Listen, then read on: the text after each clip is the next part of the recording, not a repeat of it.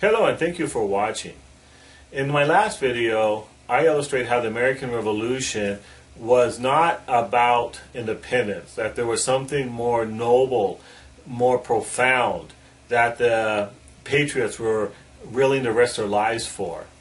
And if you had not seen that video, I highly encourage you to watch it because it really puts the subject of tonight's video and the videos to come into historical perspective. So I highly recommend that you watch that video before proceeding with this one. Now, if they weren't fighting for independence, why were they fighting? What were they fighting for? Oddly enough, they provide the answer to that question. It is everywhere, especially in the documents, the memoirs, the personal journals, even the petitions to King George and Parliament in those days leading up to the Declaration of Independence. We need to remember that there was 14 months that had passed from the time of the shots fired at Concord and Lexington and the Declaration of Independence. So during that period, we keep seeing the same phrase pop up over and over. And that phrase is their rights as freeborn Englishmen. Now in the future videos, I'm going to discuss what those rights were. But in tonight's video, I want to explain what they meant by freeborn Englishmen and why was that important. Now we need to understand something was that America was not a traditional colony. America was what would become known as a dominion. Now a dominion was a colony, a type of colony that was settled and populated by Englishmen and their descendants. And people born in those colonies were considered citizens of England, just as if they were born in London or in, someone born in New Hampshire had the same rights and liberties as someone born in Hampshire, England. So they were very aware that they were Englishmen, but the rights and privileges of freeborn Englishmen is more than just a national identification. It was more than a way to identify themselves nationally. It actually meant something.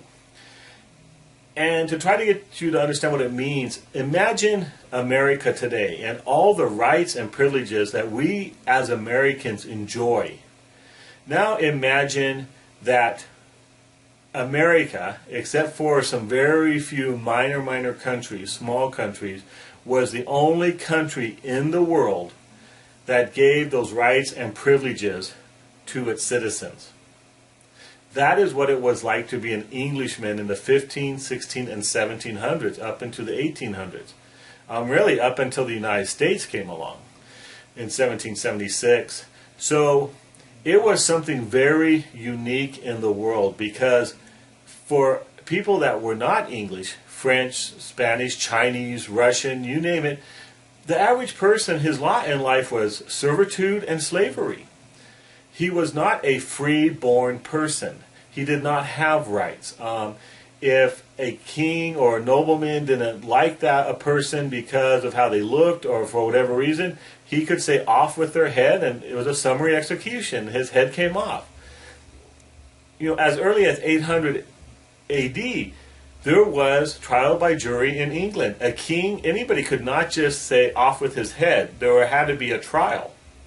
So this was very unique, and the patriots, the American colonists, were very much aware that this was not the way of the world, and that it was something to be cherished, it was something to be protected, and it was something to defend, even at the expense of your life.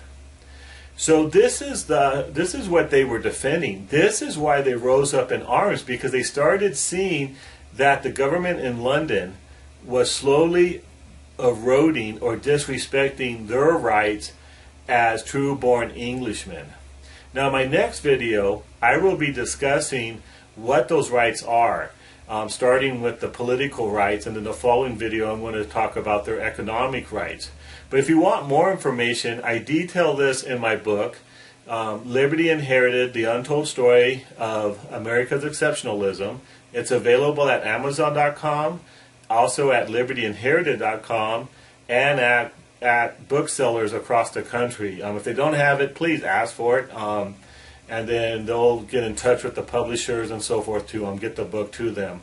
Again, I will be covering more subject the next video, the political liberties that the Englishmen enjoyed, and then the video after that will be the economic freedoms that they enjoyed and liberties, followed by what does it mean to the world and back then and today.